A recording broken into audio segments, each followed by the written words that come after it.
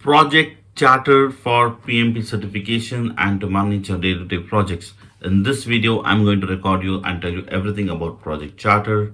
Hang on with me, watch the slides. I'll call out the important concepts of PMP examination. Let's get started.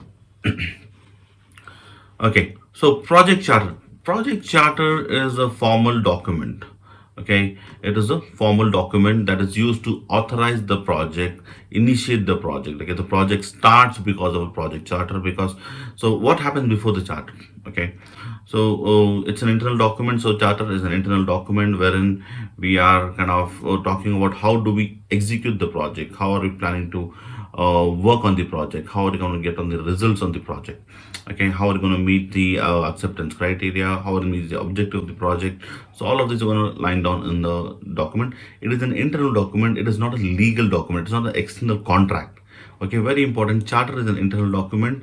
External documents are documents like business case, or you have agreements or SOW, right? So those things are all external documents. Okay, all of those form as an input to the project charter.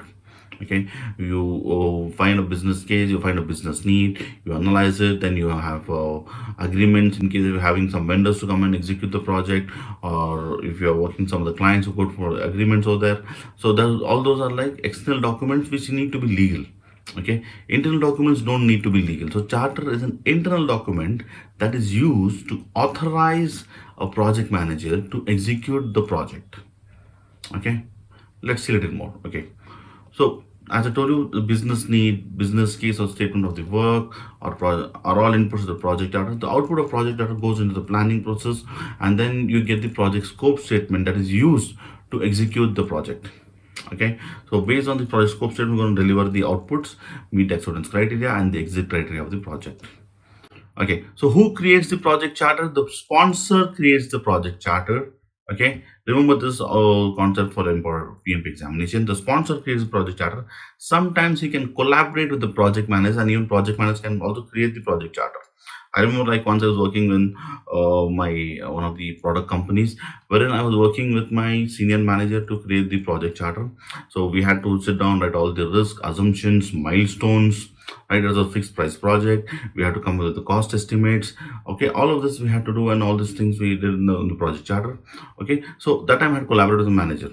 In few organizations, I never got a chance to collaborate with the manager to build the project charter because it was all driven by the different team itself. So they used to do the charter, the proposals, and all those things. So they would not involve project managers. So when a project manager involves in making a project charter, it becomes very, very easy for him or her to execute the entire project. Okay, they get to know the project objective, they get to know the risk assumptions, okay, high level estimates, what is the need of this project, why are we doing the project. So all of this is very important for us to get started off on project management for the project. Okay, so that's important. Okay, so when project manager collaborates with the sponsor on the project charter, it's very, very beneficial. Okay, right. Okay, so collaboration with PM helps in planning better. Why the PM gets to know why the project is created, helps to know the project objective and know better about the projects. Okay, then helps to monitor and control the project. A PM is able to monitor and control the project because he gets to know what's the output, and then he plans and he estimates about the project. And then when the work is being done, he starts seeing the variance. He sees what is the schedule variance, cost variance, how much money is needed, how many resources are needed, where is the work happening, where is it not happening. So he's able to control the project better when he knows what is the objective of the project, and that happens only through a project charter. Okay, so PM can use the following because of the project. There's some benefits of project charter for PM. So remember these. Okay, so first is he can have the resources. Project management charter, as I told you, is an authorizing document which allows the PM to use resources on the project. Okay, he or she is able to use resources on the project because he has authorized project charter. Okay, then it helps PM resolve the competing constraints between time, cost, and scope. Okay, so we've got time, we've got cost, and the work to be done scope. Okay, so he is able to see the triple constraints, make the baselines, and then now make decisions like when is it that he'll have to change, you go for a change management or a change request when there's an issue. Let's say, for example, the scope is not in level 50% and he doesn't have the resources. He will go back and see, okay, fine, this charter says that I need to deliver the work and I'm okay willing to put more money. Okay, as an investment or a strategic investment, I'm able to do that because I want to deliver the work and show my client that yes, we can deliver what was asked for us. So scope is the most important constraint on this project. Then the charter will be helpful. So he'll get to know what's the important constraint he has to follow through on the project and get it done. Okay. Let's say for example cost. So let's say the cost was just say $100,000.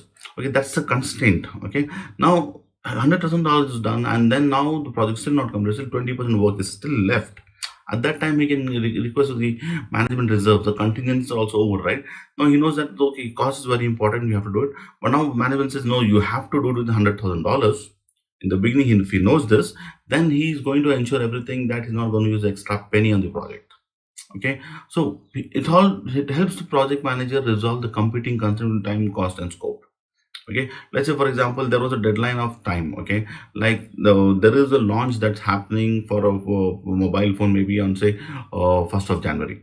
Okay, they have to complete the project before that, right?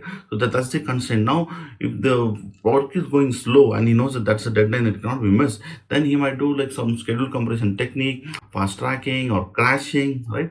Put more people or do some resource leveling, resource smoothing, get the work done before that date. All of this he will know only if he knows what's in project charter. Okay, that's the important part of it. Next, PM can use the following because of charter: material resources on the project. He can use people resources, material resources also. Then he can use the money for travel if he knows it's on a project. Then the project charter also will authorize him to use the building spaces. All those where are the people sitting working as your premises or client's premises. All this will be called out. And charter helps the project to align with the organization strategy. Okay, so we'll see, like for example, I was working in a service organization. We went into one kind of project on time and material project. Okay, everything which our team was just a part of the delivery team. We were not responsible for delivery, but we were just responsible for the resources. But we wanted to get in the engineering part of the uh, market, right? So we wanted to show the market that we can do engineering also, right? So this aligned, right? So we just giving them good resources to get things done. So that's one way, right? So your charter has to align our strategy. What is the strategy we're going through? Okay, so the objective of the charter should align the organization strategy. That's very important. Then charter helps us uncover assumptions which will be later used to detail the requirements, come up with the scope, and then manage risk. Okay, so all of this is very important because the charter will have a lot of discussion to uncover requirements. Okay, the assumptions will be there which will be used later on for the requirements, scope, and risk management. So it also helps us uncover assumptions. Assumptions are very very important in the project. For example, like assumptions could be like you are getting a business associate from the client side to give us inputs, or we'll be working from their premises. We have to call out all the assumptions, right? Or you need the requirement with a lead time of 15 days. So all these things have to be called out to be there in the charter at a high level. Okay, so the project charter talks at a high level about the following. Okay, objectives, requirements, duration. What is the duration of the project going to be? What are the requirements? What is the scope you're coming up with from the requirements? What is the cost to deliver this project? What are the risks involved, right? So all these things are spoken at a very high level in the project charter. It gives us a good view. We'll refine this in the planning process, but in the initiation all these are done very high level. Then PM is there, and then a PM is assigned, milestones are called out, inputs to project plan. All of this is in project plan, and it links to our strategy. So all the project chart at high level talks about all of these things. Okay, at a high level, very high level. Okay, so this is where the time we are going to come with the rough order magnitude estimates with plus 75% or minus 25% as a estimate buffer, right? So this is the time we come with all those things. Now when the sponsor initiates a project charter, so how is he building the project charter? So he calls for a meeting with the subject matter experts, so experts from strategy, or experts from technical expertise. People come, they talk about similar projects in the past they have done, or what is the technical inputs they can give to work on such kind of projects, right? And then we gather a lot of data from the agreements, from the business documents, from the business management cases, business case, premises management plan, historical data. So a lot of data is gathered. People sit and talk on this data. They come with outputs, right? They do things like brainstorming, focus group meetings, interviews, facilitating techniques, right? Then people have difference of opinions or conflict management is done. So all of this is done by the sponsor to kind of create the project charter in collaboration with the project manager. So it talks about why we need the project, who's going to work on it, what is the output, when is it needed, how are you going to deliver it, what are the risks, what are the assumptions, what are the criteria, what is the entry criteria, what is the exit criteria, right? What is the formal expected output of the project. So all of these are spoken in this. Okay, so project manager sponsor initiates the project charter. Remember these things for PMP exam also. Okay, finally you end the video. I've made a mind map of the entire slides I've put over here. You can draw this mind map and make a note of it. Okay, so like quickly done the mind map within a minute. So project charter is a high level document, talks about milestones, risk and constraints. It's an input to the project plans. Project charter talks about the purpose of the project, aligns with our strategy. Okay, so the project charter doesn't change on day 1 or day 100. Any changes to project charter should be coming from a change request. It is authorized with the project sponsor, the formal document, internal document. So there is no cost in building this document.